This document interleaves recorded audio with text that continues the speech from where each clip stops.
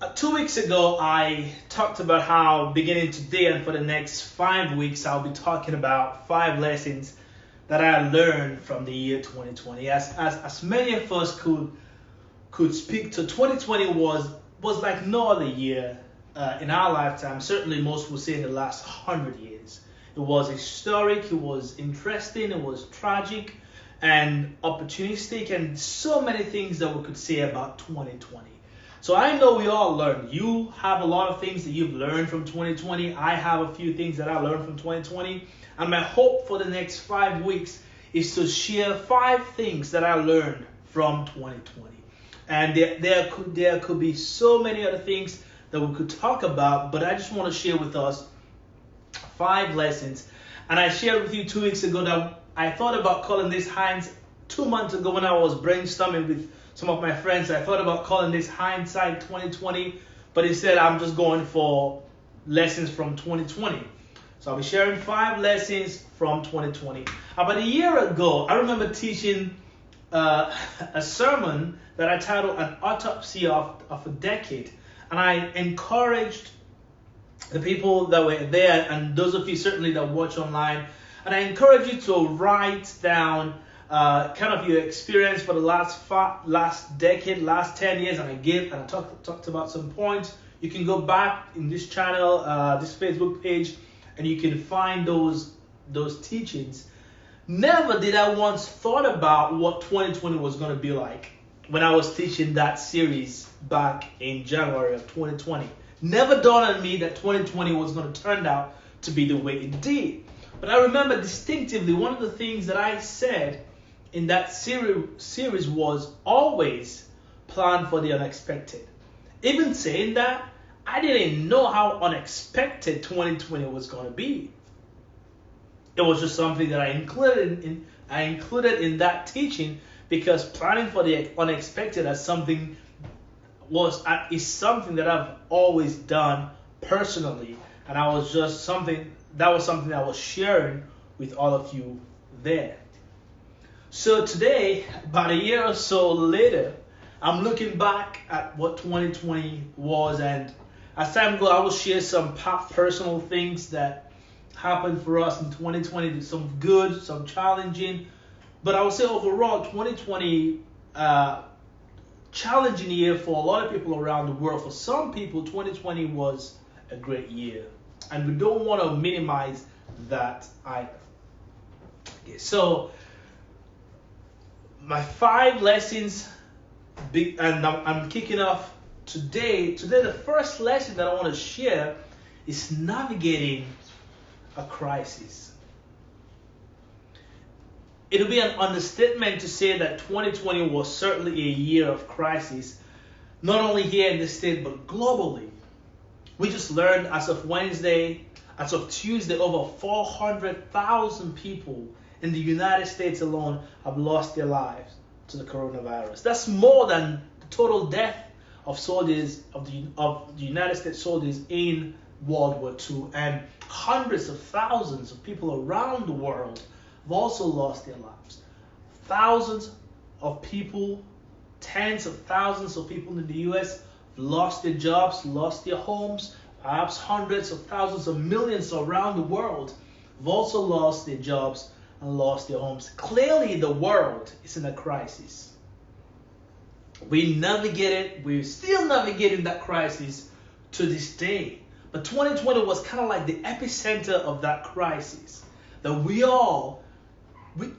was like it came out of nowhere.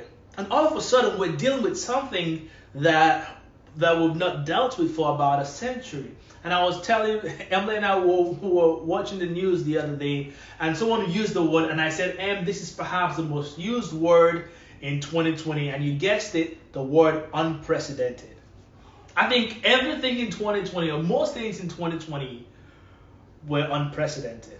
And I'll share with our staff on Tuesday. I said, not only is 2020 an unprecedented year, but I think 2021 also would be an unprecedented year, because we have never followed a year like the one we did 2020. So I will share with you some keys to navigating the crisis. I'm sure there are many out there. I've read a whole lot, watched a whole lot. I will just share a few points as part of my lessons from 2020 in ways that I have and the best ways that I see people navigate a crisis. And the first thing that I would like to say when navigating a crisis, now while this is a reflection on 2020, this could be applied in 2021 and in every year of your life, in other areas of your life as well. And here's the first point. Determine what is in your control and what is not.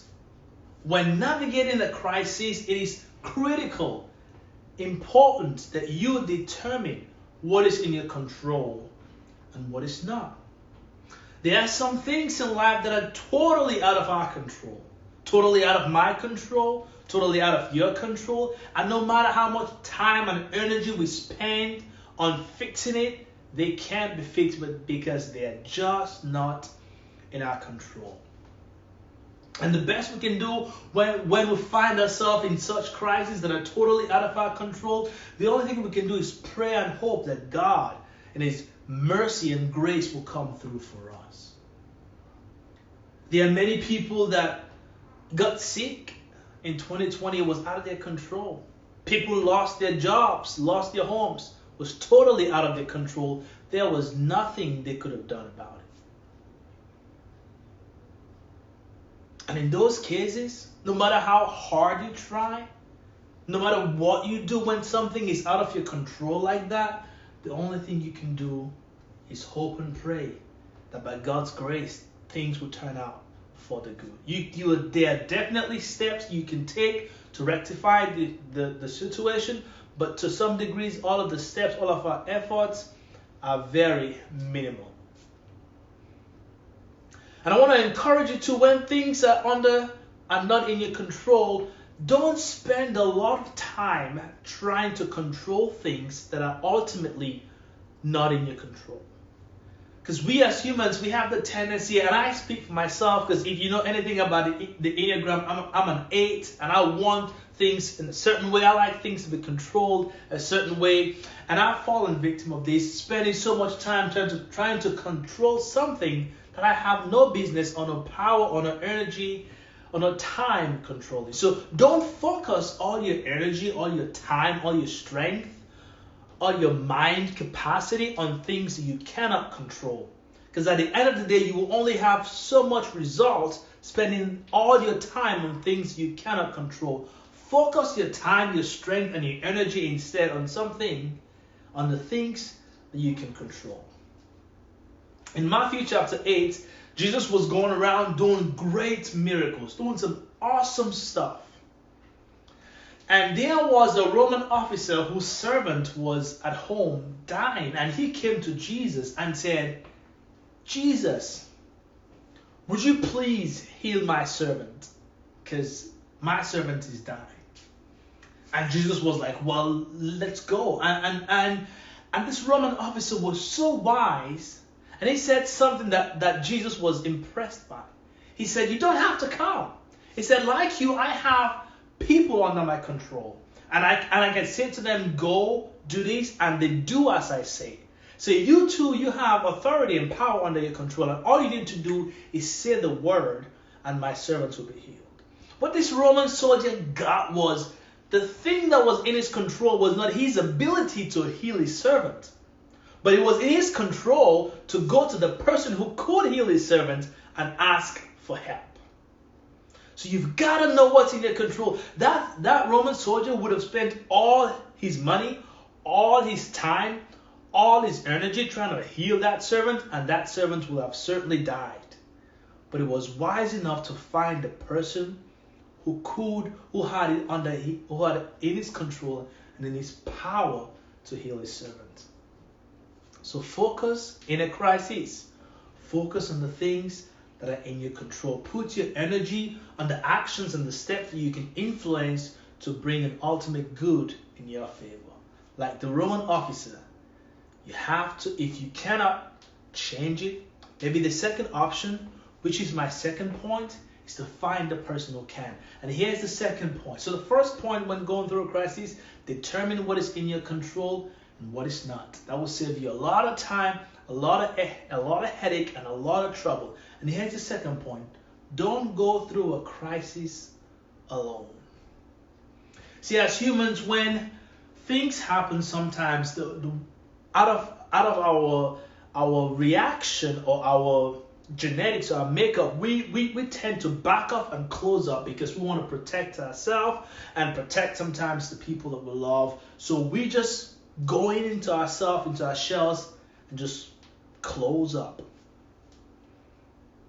But you see, sometimes that's a good thing to withdraw back and take an account, a perspective of what's happening around you. But sometimes that is very harmful. See, it's very harmful to try to go through a crisis alone all by yourself when you could open up yourself for other people to help you. If you're in a crisis, get help.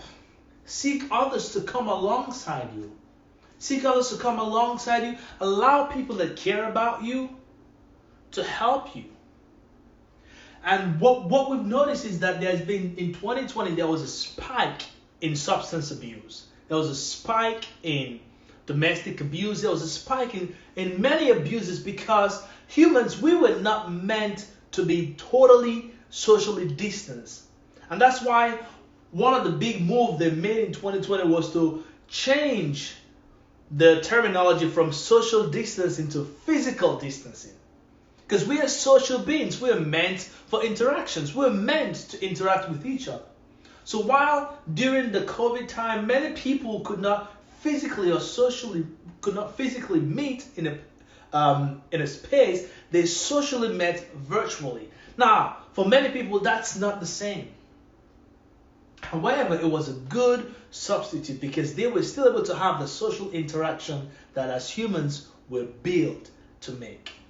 And when you're going through a crisis, don't go through it alone because it is detrimental to your health, to your mental well-being, and sometimes even to your physical and emotional well-being.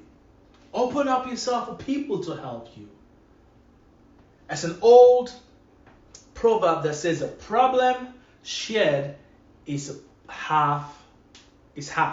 A problem shared is a problem halved. Or as some people will say, a problem shared is a problem half solved. When that proverb made it to the US, it's usually said a problem shared is a problem half, and a joy shared is doubled. This is how the King Solomon said it in Ecclesiastes chapter 4, verses 9 to 12. He said, you are better off to have a friend than to be all alone. You are better off to have a friend than to be all alone, because then you will get more enjoyment. You get more enjoyment out of what you've earned. And verse 10 says, if you fall, your friend can help you up. But if you fall without having a friend nearby, you are really in trouble. And verse 12 says, someone might be able to beat you up. Someone or something or situation or crisis might be able to beat up one of you, but not both of you. As the saying goes, the proverb, the scripture continues, a rope made from 3 strands of cord is hard to break. A rope made from 3 strands of cord is hard to break. When you're going through a crisis and you have people come alongside you, that it'll be hard for that crisis to break you because you're not going through it alone. So it's important, it's vital that when you're going through a crisis, you have someone come alongside you. Not only Jesus, but you need other humans, other people to come alongside you. And in terms of navigating a crisis, here's a third lesson that I learned from that. Setbacks are painful, but not permanent. And somebody needs to hear this. If you've lost your job or lost your home or you're going through a really tough time right now, setbacks are painful, but not permanent. sometimes setbacks and opportunity for us to review the future. See, I heard a young lady telling a story one time. This young lady, she was in med school and she was busy, and she went through a lot. As a result, she broke up with the guy who they were engaged to get married, and everything around her life was just going downhill. She said she saw her friends getting married, having kids, and everything happening for everybody around her but herself. And she went to her dad and she said, "Dad, why is this happening to me? I feel like my life is just going down the wrong path." And her dad wisely said to her, "Child, you're like a catapult. You've been set back. You've been pulled all the way back. You've been stretched back." He said, "But someday you're going to be released and you will go further than you ever thought." And she ended up saying that was exactly what happened to her. While she was going through those setbacks, it was really painful. But at the end of it all, she was able to go much further than she ever thought. Setbacks are really painful. 2020 was a year of setback for many people. Many friends that I know personally they went through a lot of setback. Many family members, not only here in the state but around the world, huge setbacks for businesses. And many small business owners that lost their businesses. And if you're one of those people, you're listening to me right now, setbacks are painful, but they are not permanent. If you lost a job, setbacks are painful, but they are not permanent. So one of the biggest setbacks in history, I believe, is the death of Christ. See, Jesus' disciple and thousands of people followed him for about 3 years. They poured their life and soul into these guys' teaching. Now, we know that he rose back from the dead, but those guys, they didn't know he was going to come back from the dead. So for them, all this time, all this energy, all these enemies they've made while with Jesus, all of that went shut when Jesus died. That was the biggest setback they could have ever imagined. But though that was a setback and was painful for his disciples and the thousands of people that basically laid down their lives for him, it wasn't permanent. It was not a permanent situation, because as you know, on the third day, he rose up again from the grave. So I don't know what your third day is going to be. I can't say 2021 is going to be that year for you. I cannot say that. But this one thing I can say is that your setback is painful. And I don't want to minimize it. But I want you to be hopeful to know that it's not permanent. And I want to encourage you to know that. And I'd like to end with this today. See, here at Sub 30, what we do is to empower people to make better life decisions so they can live with fewer regrets and get to enjoy everything that God has for them. And I hope these lessons that I'm sharing with you is my way of empowering you, to empower you to make better life decisions so you can live with fewer regrets and enjoy everything that God has for you. But that, for me, I believe that's central. Central to that, key to that, is having a personal relationship with Jesus Christ. So if you're watching this now and you're like, man, this is all great, I tell you what, this good tool, you don't have to have a relationship with Christ to benefit from this. But I tell you, believe me when I say this, it'll mean so much more if you have a relationship with Christ. All of this will mean so much more. All of this will even be much more better. So I want to give you the opportunity. If you're listening right now and you don't have a relationship with Christ, I want to take a minute to invite you to a relationship with Christ. Would you say this quick prayer after me? Jesus, I welcome you in my life to be my Lord and to be my Savior. Amen.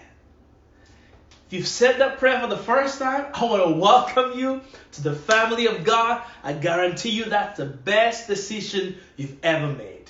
Do us a favor in this chat, just write the word accepted and we will follow up with you. We want to get in touch with you. We want to give you the tools, like I said, to empower you to make better life decisions so you can live with fewer regrets. The other thing that we do too is that we have groups that we call sub-5s. This is a group of 5 people that stay in touch throughout the week to encourage each other, to pray for each other, to support each other. Some of you were part of a sub-5, but during the holidays, things slack up a bit. We're rekindling that again. So we want you to be a part of a sub-5. So do me a favor, if you want to be part of a sub-5 again, just type in the word group in this chat and we will connect you with a sub-5 and we will help you, we'll empower you with the tools that you need to make better life decisions so you can live with fewer regrets and enjoy everything that God has for you. God bless you. Have a wonderful rest of your day, and I can't wait to see you next Thursday here at 7 o'clock. Navigating crisis. Determine what is in your control. Don't go through it alone. And remember, setbacks are painful, but they're not permanent. I love you, and God bless you.